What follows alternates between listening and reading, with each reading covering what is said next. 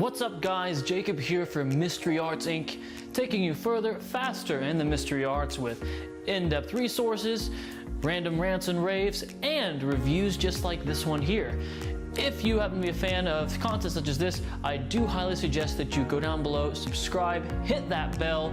Don't be a ding-dong ditcher, not a ding-dong doucher. Click it on and you'll get all the notifications when we have exciting reviews such as this one coming out. Today, I come bearing Lost for Words by my friend Steve Wood. It comes with all these lovely things with it. It's so cool. So, we're going to get into that now and talk about Lost for Words.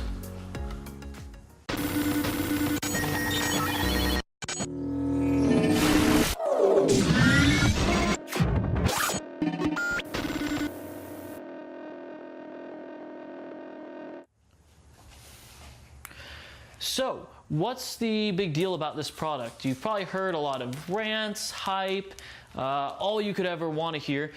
Probably more than you want to hear from me even, about this product. What it is, it's a surefire word prediction that is just absolutely a really nice, impossible thing. You essentially use these guys. This is your prediction right here. They're cards that are numbered and have a word printed on them. So for example, if the word was, it'd be W would have a 1, A would have a 2, S would have a 3. And you have a humongous stack of word cards like these. I think there's 51 in here, if I remember reading right in the book. They all have different words written on them, different handwritings. Somebody cuts the deck and mixes them. They take out a chunk. They give you a number between 1 and 16. They count down to that number themselves. You don't have to touch it. That's the beautiful thing.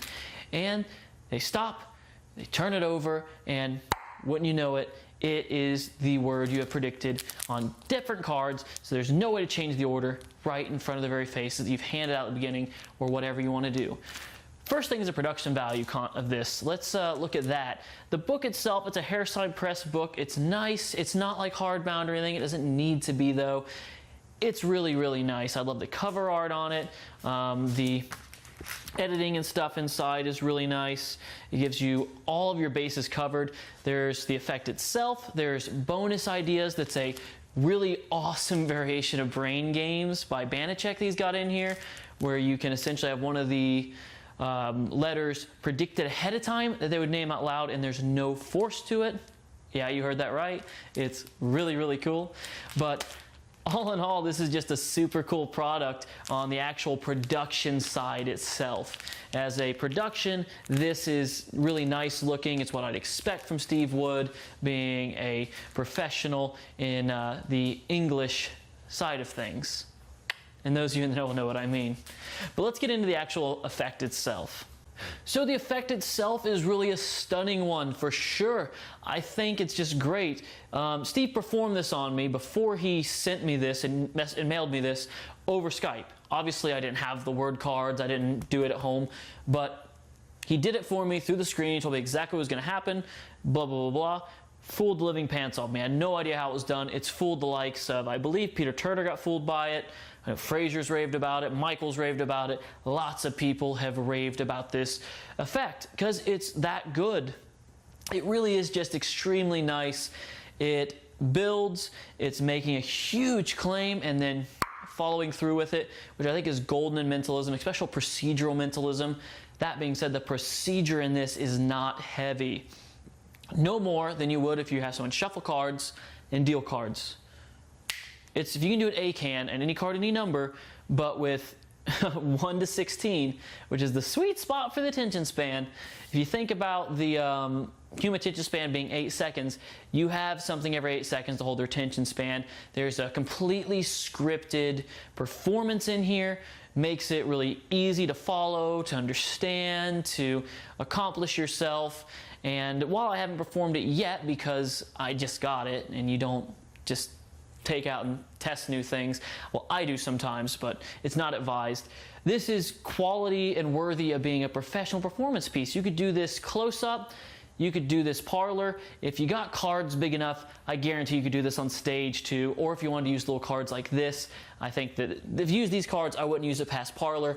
I'm sure you could get bigger cards though, because the cards are not gimmicked in any way. Those of you that are wondering off the bat, this is not a Svengali deck. There's not just a bunch of the same word in there. They can look through, and legitimately all of them are different. There's a phase where in it, if you have extra cards, where you can actually have them write a word and exchange it out for any word inside of the packet, and then you still go and do the effect. So they add words in and you take that chance and yet you still nail it.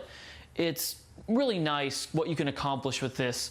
I think this is a really strong effect. It's a powerful effect, and the brain game subtlety with it is just through the roof. It's just so nice. It's hands off, almost 100%, and if you know some basic card handlings, you can take those and apply those to this. So for example, if you know the unshuffled shuffle, which I know is kind of based on Juan Tamariz, but mostly it's been popularized by Kiko Pastor in recent years. Hi Kiko, hi Juan. You can do some real wonders with this where you have the cards shuffled together, and you don't need a false shuffle in this, you really don't, but it just adds an extra layer to it. This is a really stunning effect. I guarantee you if Steve performs this for you, it will fry you, because I don't fall for a lot of stuff anymore, and I couldn't figure out how it was done, because it has a different ending every time, which is really nice. Well, not a different ending every time, but has multiple endings, multiple ways it could go. And I don't mean that in the way that there's like multiple outs all over the place. It's really clever how it's handled. It's really stunning. It's really direct. And I think those of you that invest in this are going to find yourselves having something really, really nice that you can pull out, not just on your layperson buddies, but to fool your magic buddies as well. And that being said, you got to keep this guy secret. It's nice. It's a professional product. And I don't want everyone out there doing this thing, so it's great. But the best thing about professional products and things like this, a lot of people buy them, they go in the drawer and they never use them, which means people like you and I, the folks that want to go out and use things like this and really kill an audience with it, we have all the freedom in the world to do so without worries of exposure, without worries of bad performers showing it off and ruining it. That being said, this is primarily self-working. Once you have the technique in your head, you have to do very little work on your end to get the desired effect, which I think is really, really great. I love being able to focus more on my presentation, less on my method. More presentation, less method. Much better that way. Maybe that's just me, but I think that the self-working nature of this is a huge plus on this effect. So thank you for watching. This is a stunning, stunning, stunning little book right here. Production quality's through the roof. You get all the props you really need to do it. All you gotta do is go out and just collect, or you can do it yourself if you want to.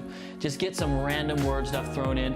Steve, and I agree to, suggests that you definitely go out and get different handwritings, different people to fill out each individual word card with random words, and get everything prepped up that way. It takes a little more time, but it shows a little more care, and it makes it look a little bit better in our opinion. Thank you again for watching. Mystery Arts Inc. here again with Jacob Smith. Hit that subscribe button if you haven't already. Ding dong ditch, hit that bell, make it ring, ding ding ding ding. You'll get notifications each time this comes up. Don't be a ding dong douchebag, because nobody will like you for that. And for those of you, because I know that literally about 65% of my audience watching this does not subscribe to this channel. Subscribe. If you want this channel to keep going, if you want more content like this, if you want to see these kind of videos, you're gonna have to subscribe. So I want to make it a mission to all of my followers, everyone watching this, help me get to 700 people, to 1,000 people, however many we need. 1,000's the optimum number. I want to get to 1,000 people within the next 3 months. So that's 500 new subscribers. I know there's enough of you out there with 80%, 60%, something of my audience not being subscribed to the channel. I can see you in my analytics, and I know that you are not that you are not subscribing. Please don't tune in for free. Subscribe, stay in the loop, be a part of the community, because that's what I want to create here at Mystery Arts Inc. as a community. We have a huge announcement coming up here soon. We're just ironing out the final details, which could potentially be the death of Mystery Arts Inc., but the birth of something brand new. Thanks again for watching. I'll see you guys next time. As always, your friend Jacob signing out.